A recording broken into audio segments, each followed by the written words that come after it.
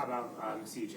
How is he coming along this week? He's had a really good week, so we steadily have just progressed him as far as the reps that he takes at practice. He's felt the best he's felt in a while this week, so we're hopeful. Rick, if he's able to go, Sherwood's played so well. How do you handle that if CJ's healthy enough to play and right? Do you blend those guys a little bit? Or? Yeah, they'll all get an opportunity to play. At this point, CJ is such an established leader on this team, and he's played at such a high level for so long. There will absolutely be a role for him if he's dressed. At the same time, there's a lot of sets where we have 3 linebackers on the field, so there'll be opportunities for both those guys to be on the field. Lucky was close last week, right? Is he on track to play? I think he's trending that way for sure. So we'll take this next couple hours and really get a good feel for him and talk to Zuff. But I'm feeling good about it. How has Aaron looked this week in terms of mobility with the ankle? He's looked good. Yeah, he's looked really good. He's a magician as far as the work he puts into his body and all the regen and all the everything. So he looks like Aaron. Which is a fantastic thing, as we all know. It hasn't been a normal week, obviously, for anybody around here, particularly yourself. We're at Saturday now. How long ago does Tuesday seem to you? What's this week been like for you? Yeah, it's definitely been challenging, exciting, heavy on the heart at times for sure, just because of the whole situation and my connection with Robert and his professionally, personally, the whole thing, what he means to me. Saying that, I'm so grateful for this group of players and coaches that we have in this building because they've been so supportive and the way they've all rallied and prepared. Really excited about the work we put in this week. I am. Have you had to catch your breath? What's that? Have you been able to catch your breath yet? Have you slept at all? What's that? Huh? What are you saying? No, it's been good. It's been good. The guys here, like I said, the coaches especially have really pulled up the slack for me and really kind of filled in the gaps of where I can't be at certain times. So I'm very grateful for these guys. Have you had that moment where you could sit back and be like, wow, okay, this is my opportunity? I kind of felt that the first night that I was given this opportunity. So it's and then it's really going and starting to check all those boxes of how I'd want to do it. So we're in the process of doing that now. Obviously, 1 week it's hard to facilitate that much change. But it's definitely crossed my mind. It's been turbulent for the players too. Do you have a feel for how they will react to the whole week? Yeah, I've been in this situation 2 times as a player, 1 time as a coach, and I've seen it go really well, and I've seen it not go very well. Again, it's why I'm just so grateful for this locker room, the character in this locker room, because they could have very easily gone sideways, and it might have not have been as positive, but they've been absolutely fantastic. All hands on deck. We've locked arms back to back, and it's just. It's exciting and it makes my heart happy, the way they've responded. What are the 2 circumstances? Good and bad.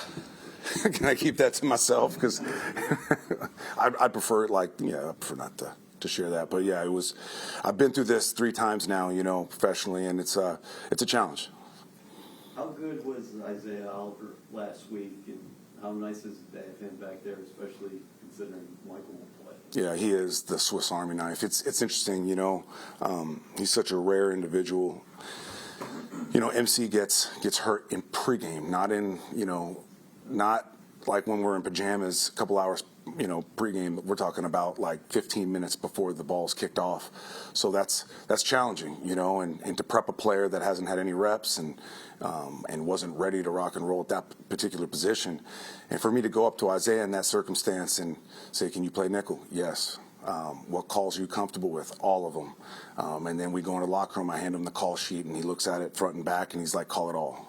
So to have a player like that is just, from a coaching perspective, it just brings you so much security, and he's an invaluable piece to what we're trying to get accomplished here. Have you thought about your pregame message tomorrow night at the hotel? I have not, but it's going to be consistent with what we've talked about all week long. What can you give us the main message? What have you delivered all week long? The big part of it is we have a process in place here, and we've tried to improve it as much as we can in this particular week. And ultimately, we're going to trust that process, earn the right on Sunday or Monday night for this particular case to play free and loose and let it rip. earn the right to celebrate this game with your brothers, and ultimately, as coaches, this is our opportunity to get out of your way and give you the keys to the car. Jeff, a big part of this obviously has been the change in offense and the play calling. What's your, without obviously giving up any trade secrets, what do you anticipate as potentially being different when you guys come out offensively? You'll have to see that Monday night. How important is it going to be to get Brees going and the running game specifically? Because then kind of the last couple of weeks hasn't been up to par. Without a doubt, yeah. To be a successful team in offense in this league, you have to have a running game, in my opinion. That's a style of play that I will be unrelenting on, and we have the guys capable to make that thing go. So I'm excited for our offensive line. I'm excited for our entire running back room. I'm excited for our entire team, because it just changes everything when the run game is going like it can, and obviously opens up the play pass, keeps the defense fresh and off the field, protects the ball. There's so many things that go into that. Plus, it's just establishing the type of intimidating physicality and violence is going to be a part of our brand of football. How would you evaluate DJ Reed's season thus far? He has played at an ultra high level. We give these awards out on a weekly basis in the defensive meeting rooms regarding style of play.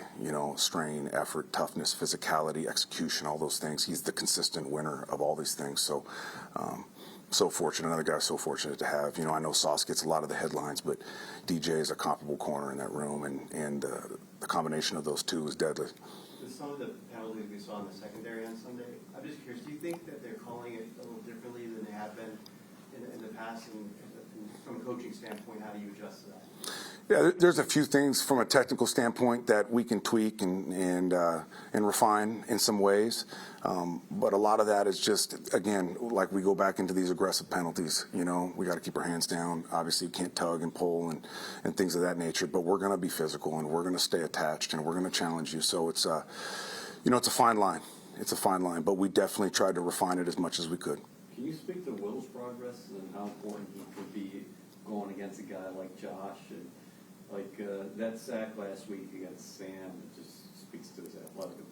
Yeah, I mean, when you play against Josh Allen, you need speed on your defensive line to chase this guy down, because as we all know, he's a problem with his arm, but he's just as much of a problem with his legs. So you got guys that can go hawk him down. Will is one of those human beings. His progress as a player is, you guys have all seen that, the pass rush and how he's affected games in that way is taken to another place, especially this year. But what you guys don't see is the approach. He's become a pro in front of our eyes. The way that he practices, the way he meets, the way he takes notes. Here's a guy that struggled to keep high 220s, 230s, and he's in the high 240s now. So it's just such a strong testament to how he's taking care of all those little things to become the player we're starting to see on Sundays and Mondays. At what point did you know you wanted to be a coach? Like when you were playing, and how did that come about for you, that you were like, this is, when I'm done playing, that's what I want to do? Yeah, it was really late in my career, because I remember early in my career saying, why would I want to do that? You'd look at coaches' faces by the end of the week and you'd be like, has he slept? And I was like, that's craziness. And later in my career, year 7 or 8, wherever it was, we had drafted Patrick Willis, and safe to say, I didn't beat him out. So I became the backup, and in doing so, I spent a lot of time with him, and we watched a lot of tape together. We did a lot of extra on the field, and I still remember it was just like yesterday. We're playing the Cardinals, and I'm on the sideline looking on. At that point in my career, I was a 4-course special teamer and the supporter of Patrick Willis is what I was, and probably the assistant coach to Patrick Willis. And I remember he makes a play in the Cardinals game, and he snaps his eyes to me, and I look at him, and I was like, and it was something we had worked on and focused on that particular week, and I was like, that felt better than any play I've ever made for myself, and it was like, I'm hooked. With Last one. Josh, in the past, he's as great as he's been, he's turned the ball over quite a bit. 0 picks this year. Is that because they're not going as vertical as they used to with Diggs? Is that he looks smarter with the ball? What do you see? It's probably a little bit of both, and I think a renewed dedication to the run game. That's something that there was times in past years where they dedicated themselves to it. There's times they didn't. This year, they want to be a physical run team. You feel that on them, and in doing that, it's just the less opportunities to put the ball at risk, you know. And at the same time, I think that he's still growing as a quarterback, and you're starting to see this evolution of a guy that really understands when to protect it, you know. And he's doing an excellent job with the ball. So it's we got an amazing challenge on Monday night, which we're going to be ready for.